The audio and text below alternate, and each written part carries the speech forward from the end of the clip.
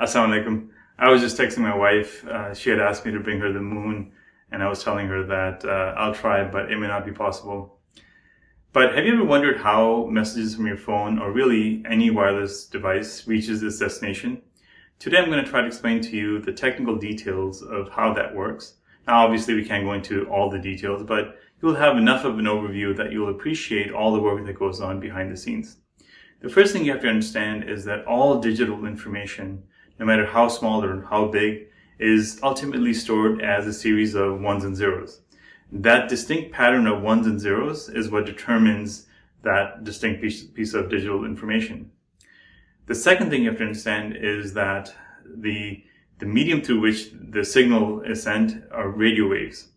Now, what they do is they basically take those ones and zeros and convert them, they mimic that pattern into those radio waves, and the receiver then receives those radio waves and converts it back to ones and zeros. And ultimately, that's all that's going on behind the scenes. Of course, a lot of complex details, including security and encoding and all this other stuff that goes on behind the scenes. So we don't have time to get into it, but ultimately the goal is to take these ones and zeros, convert them to radio signals, and so that the receiver can convert those radio signals back into ones and zeros. Now, at this point, you're probably wondering, if all these devices are sending out these radio waves, then how does the receiver know which device or which waves belong to which device? That's a really good question. So think of it this way. Imagine you're a teacher and you have 30 students. How would you communicate with all of them? There's no way you could communicate with them if all of them were speaking at the same time.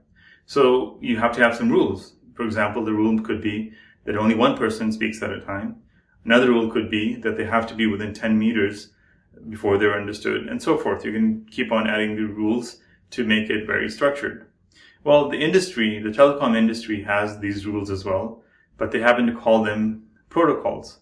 And some of these protocols you've definitely used, but maybe not heard of, and some of these protocols you've definitely heard of and most likely used as well. The most famous one that most people have heard of is the Bluetooth protocol. Another protocol that you probably have not heard of, but you most likely have used, is the 802.11 protocol, which is for Wi-Fi devices. Another protocol is NFC, or near field communication, which is used for using your phone to tap at the credit card line. And there's a few others as well.